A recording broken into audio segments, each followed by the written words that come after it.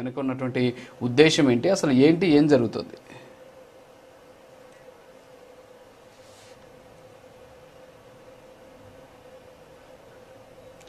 సింగిరిబాబు గారు, సింగిరిబాబు గారు, రాజు గారు ముందుగా మీకు విజయసాయి రెడ్డి గారి వ్యూహం ఏంటి అసలు? రాజు గారు, విజయసాయి రెడ్డి గారు చూసాం మనం ఒక 1 year ముందు ఆయన పార్టీకి ఆయన రాష్ట్ర సభ్యత్వానికి రాజీనామా చేశారు. సరే, తర్వాత నేను వ్యవసాయం చేసుకుంటాను, పాడి పంటలు అంటే ఇష్టం, పుస్తకాలు చదువుకుంటాను అన్నారు. సరే, అది ఆ విధంగా ఉన్నారు. మళ్ళీ తిరిగి ఆయన ఇప్పుడు మళ్ళా రాజకీయాలకు రావాల్సిన అవసరం మరి ఎందుకు పుట్టిందో, అంటే అది భయం వలన, భక్తి వలన, లేదా ఇంకొకటి అనేది మేబీ ఫ్యూచర్ లో తెలిసినా కూడా ఆయన ప్రస్తుతానికి చేసిన కామెంట్స్ మాత్రం రాష్ట్రంలో కొంచెం దుమారాన్ని లేపుతున్నమాట వాస్తవం. సాయి రెడ్డి గారు చూస్తే ఇంతకు ముందు నేను ఎప్పుడు పవన్ కళ్యాణ్ గారిని ఏం అనలేదు అని అన్నారు. ప్లస్ ఆయన నేను చెన్నైలో వాళ్ళు ఫ్యామిలీ ఉన్నప్పటి నుంచి కూడా నేను దగ్గరగా ఉన్నాను పవన్ కళ్యాణ్ గారికి అని అన్నారు.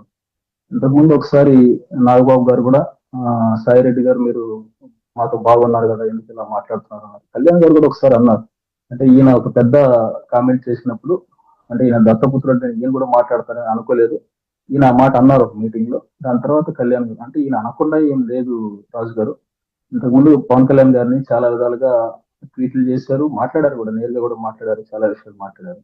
సో ఇవన్నీ జరిగినాయి. అంటే నేనేమంటానంటే ఇప్పుడు సాయి రెడ్డి గారిలో లేదా చింతనో మార్పు ఇంకోటి రావడానికి ప్రధానమైన కారణం మీరు ఇంట్రోలో మాట్లాడినట్టు లెక్కర్ కేసుకు సంబంధించి ఇంకొకటో వాళ్ళకి కలిగిన భయం అయి ఉండొచ్చు.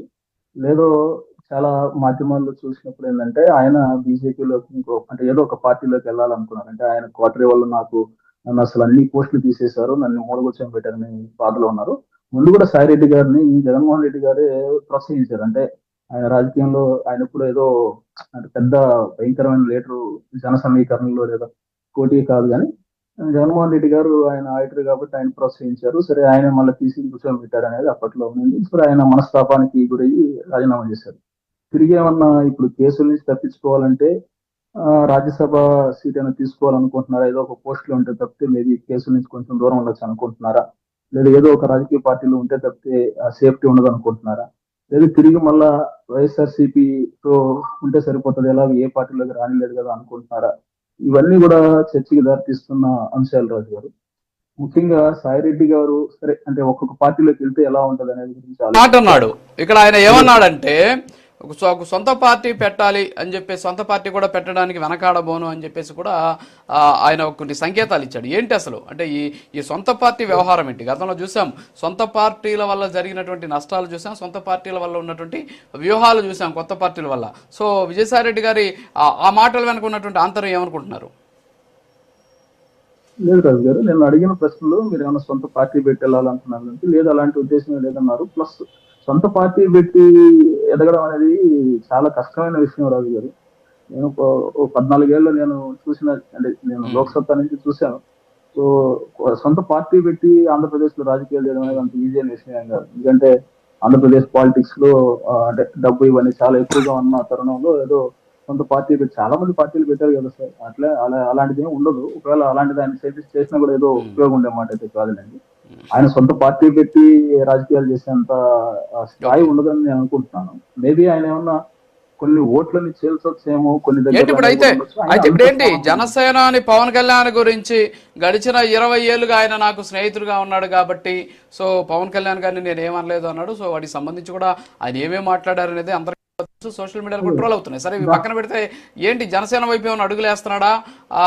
ఎందుకు పవన్ కళ్యాణ్ గారిని కాకపడుతున్నారు? అదే రోజు దాని గురించి మాట్లాడుతున్నా. మేబీ ఆయన ఉద్దేశం ఏంటంటే ఆయన అన్ని ప్రయత్నాలు చేశారు అన్ని దగ్గరికి వెళ్ళడానికి. సో అది కుదరినప్పుడు ఏంటంటే ఆయన అవసరం ఎక్కడ ఉందనిపిస్తుందో ఆయనే ఆ మార్కెటింగ్ చేసుకుంటున్నాడు అనేది దీంట్లో మర్మంగా నేను అనుకుంటున్నాను. ఎందుకంటున్నానంటే జనసేనకి ఒక కొంచెం ఎక్స్పీరియన్స్డ్ ఉన్న లీడరు, ప్లస్ ఏదైతే ఢిల్లీ స్థాయిలో కొంచెం అన్ని సర్దుబాట్లు చేయగలిగేది, జగన్మోహన్ రెడ్డి గారికి సర్దుబాట్లు చేసిన ఎక్స్పీరియన్స్ ఉన్న లీడరు కాబట్టి నేను మీ పార్టీకి ఉపయోగపడతానని ఆయన ఒక మార్కెటింగ్ చేసుకునే విధంగా అనిపిస్తుంది. ప్లస్ పార్టీకి కూడా మేబీ అంటే ఆయన చరిత్ర చూసినప్పుడు మనకంత మంచి లీడర్ గా కనపడకపోయినా కూడా ఇలాంటి పార్టీ పరంగా చేయగలిగే, అంటే బ్యాక్గ్రౌండ్ లో ఉండి పార్టీ పరంగా వర్క్ చేయగలిగే సామర్థ్యం ఉన్న వ్యక్తి కాదనిలే. ఖచ్చితంగా మేబీ అదేదన్నా ఉపయోగపడుతుందనే. లేదు మేబీ ఈయన ఈయన అప్రూవర్ గా మరి కొన్ని కేసులు ఈయన అంటే మనం నంబర్ టూ అని ఎందుకు అంటాం అంటే ఆయన A2 గా ఉన్నారు కాబట్టి మేబీ ఇవన్నీ కూడా ఆయన రాజకీయ ఆ, ప్రవేశానికి కొన్ని అడ్డంకులుగా ఉంటాయి. ఎందుకంటే ఏ పార్టీ తీసుకోవాలనుకున్నా కూడా ఆయనంత సచ్చీలమైన రాజకీయ నాయకుడు ఏం కాదు కదండి.